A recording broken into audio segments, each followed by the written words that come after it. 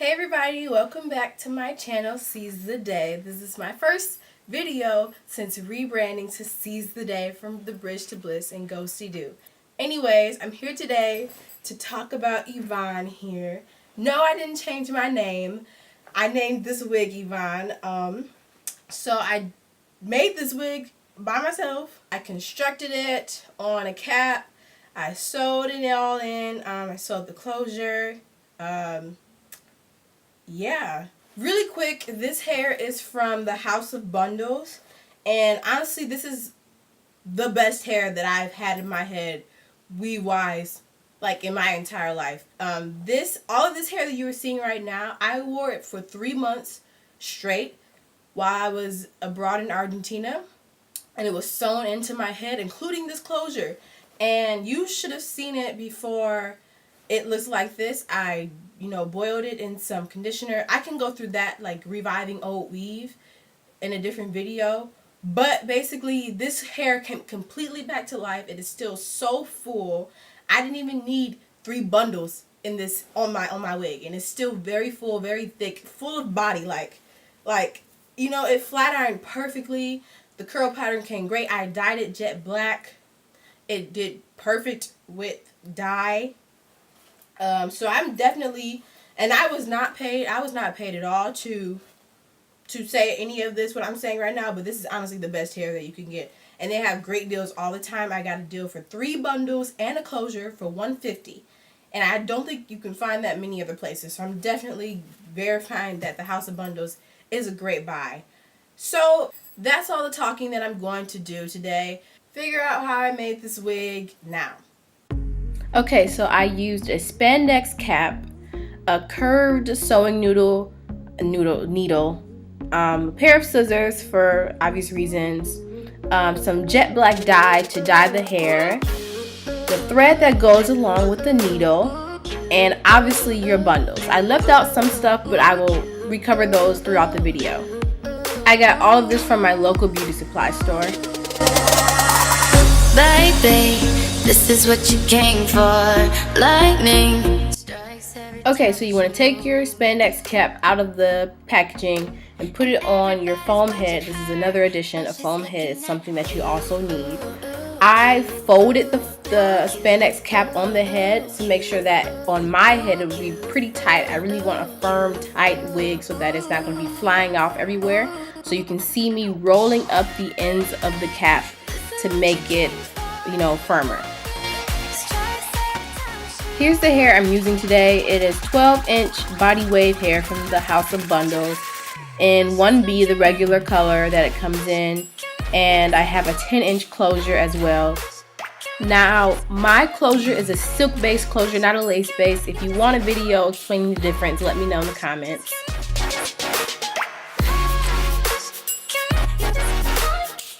Okay, so here I'm positioning the closure where I want it to lay on the cap and my head. And another product that you're going to need are some sewing needles, some sewing pins rather, to secure that closure before you sew it down basically. So I'm using some pins to secure it down. I'm putting the closure right on the end of the cap. And satin-based closures come with a little bit of lace at the front, and I'm putting that lace right at the tip at the front of the cap. I say your place when we leave. This is what you came for. It'll be much easier to secure it and also to sew it down if you use bobby pins or something similar to put down the hair, get the hair out of the way, pin it towards the middle.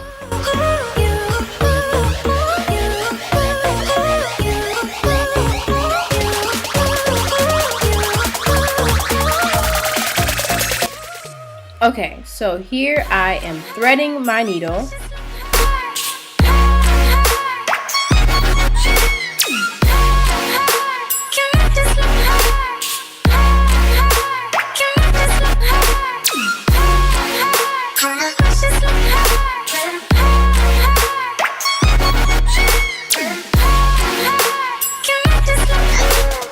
I'm doubling the thread to make sure that it's thick enough to really securely hold down the closure and the bundles.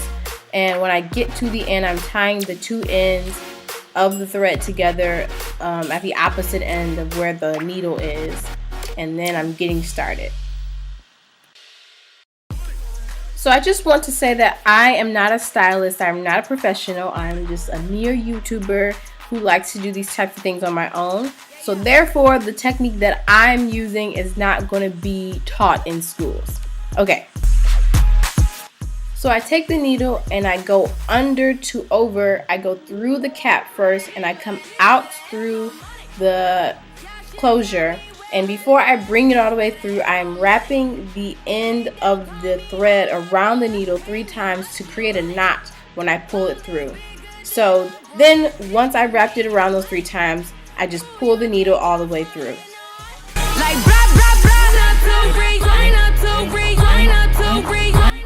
Now here's the most fun yet mundane and time-consuming part. You are just going to sew down this side of the closure, just this, right side of the closure. You're going to go in through the cap and out through the closure, pull it all the way through, and then do the same thing again. In through the cap, out through the closure, pull. In through the cap, out through the closure, pull. And you make sure you're pulling really tight and snug because you don't want this closure to be, running all around at the places.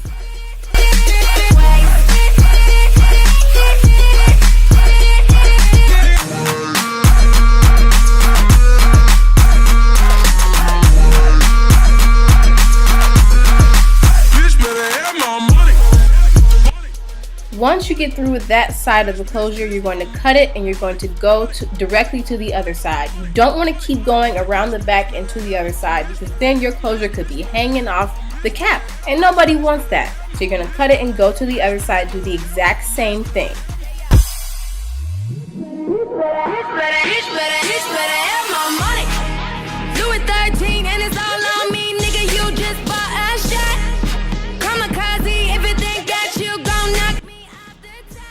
And this wrapping the thread around the needle 3 times, you're going to do that every single time you start a new thread and you start to sew down something new, whether it's a new side of the closure or a new bundle onto the rest of the wig.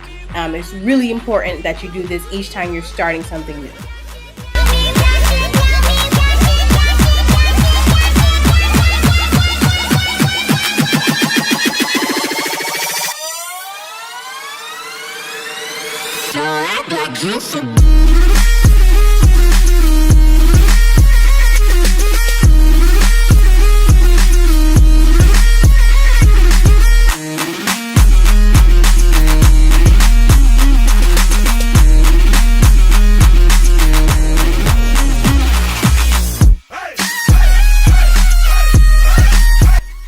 After you've done both sides, you want to go ahead and sew down the back of the closure. Now this might seem obvious, but I still want to just say it just in case. You do not sew down the front of the closure. That's why you're laying it just on top of the cap so that the front will not be, so that the front of the cap will not be seen. But you're not going to sew down the front of the closure to the cap because at the end you're going to need to cut out the excess cap space from under the closure.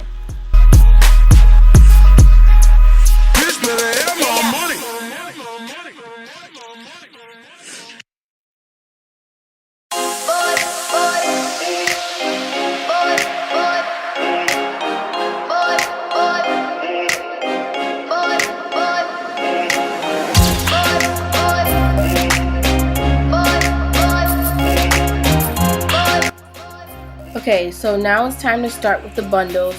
You're going to start at the back of the cap / back of the head. You're not going to start right under the cap. Right under the closure. So you're going to go to the back of the head. You're going to find a piece of hair, or if you haven't cut your wefts, you're just going to measure out a piece of hair that'll go basically from the back of your ear to the back of your other ear.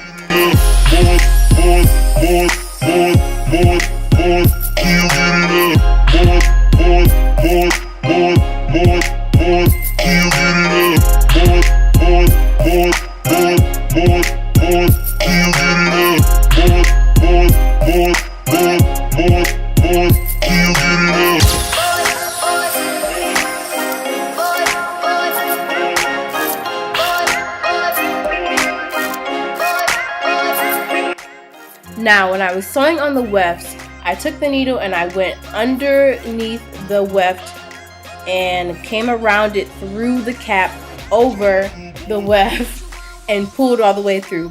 Not sure if that makes any sense, but I promise you it's kind of self-explanatory.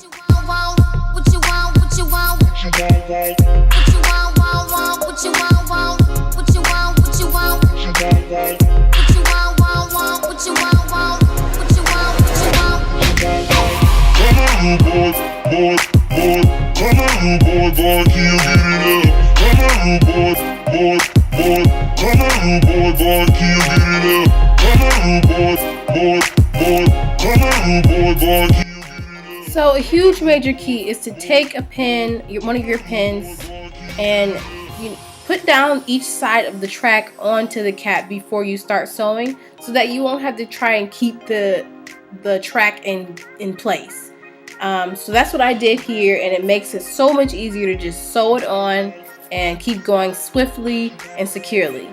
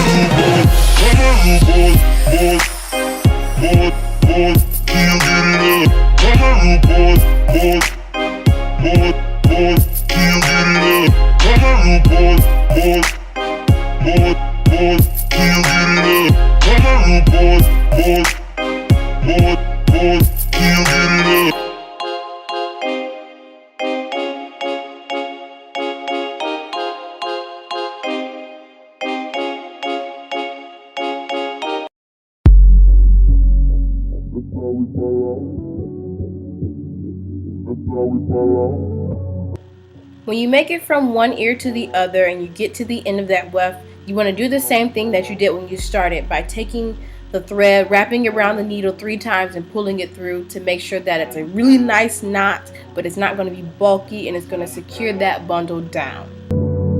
That's how we fall out. Pull it up, that's how we fall out. That's how we fall out. Now when you're starting out like this, you want to place each weft close to each other but not super close. You don't want to put them on top of one of another, but relative to how it's going to be when you get to the top of the head, you want to place them pretty close to make sure that it's going to be really full and thick. But you really want to avoid placing them right on top of another, because you're probably one going to run out of hair, but also it's just going to make the wig look really bulky and wiggy.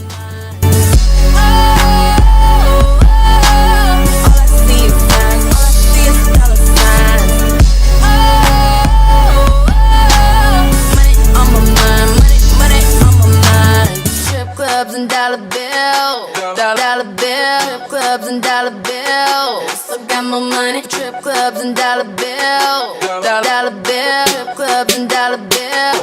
Still got more money. Trip is going up and down that pole, up and down that pole. Trip is going up and down that pole. Still got more money. Trip is going up and down that pole, up and down that pole. Trip is going up and down that pole. Still got more money.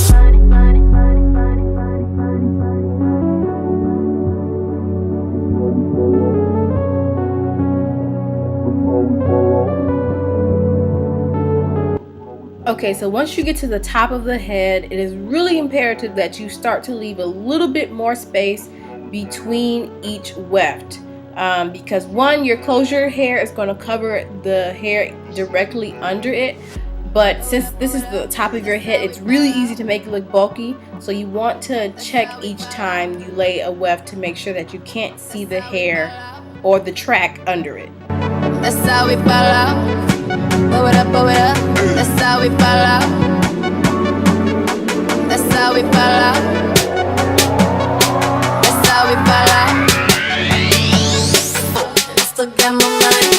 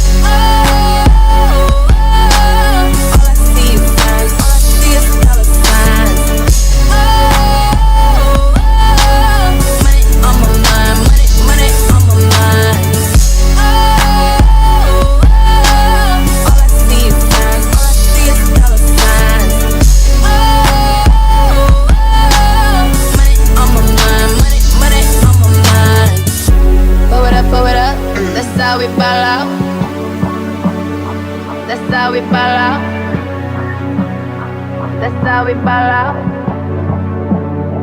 That's how we ball out. Blow it up, blow it up. That's how we ball out. That's how we ball out. That's how we ball out.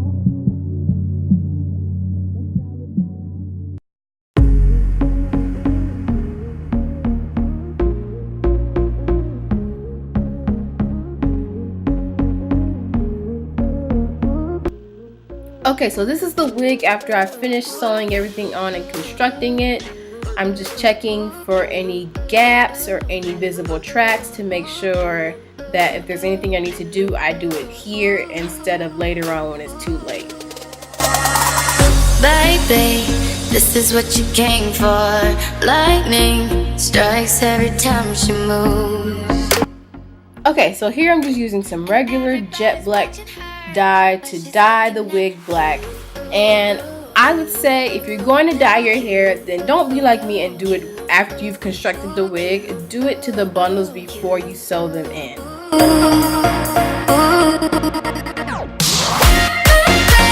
This is what you came for. Lightning strikes every time she moves. Everybody's watching her, but she's looking at.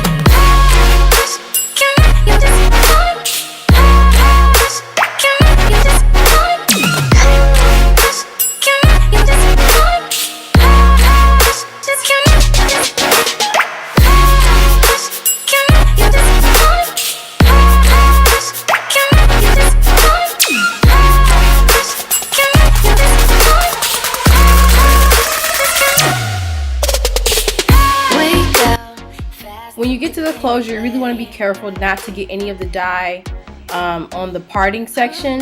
So I just used a brush to make sure that there was equal distribution of the color throughout the closure and, you know, just throughout the rest of the wig as well.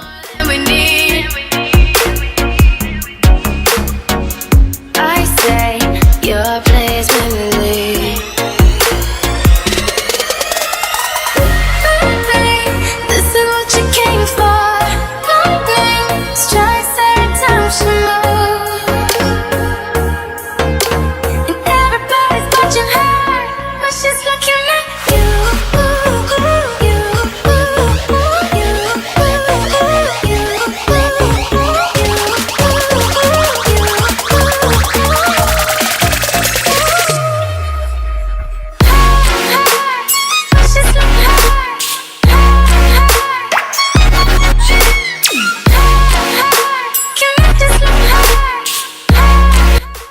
Okay, so I apologize because this footage doesn't do a great job of showing, but now I'm just flat ironing the hair bone straight, like as straight as I can get it. Yeah.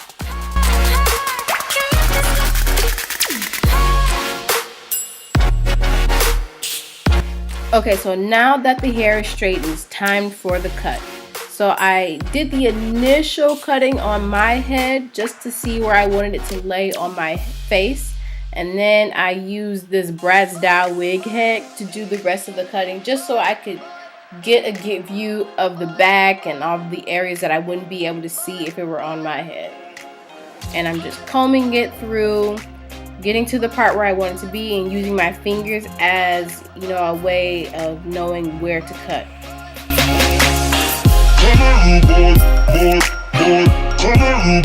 And this is basically it. I'm doing some last minute cutting touch-ups here, but as you can see, the hair is cut. It's a really blunt bob. And then, you know, all that's left to do is put that bad boy on.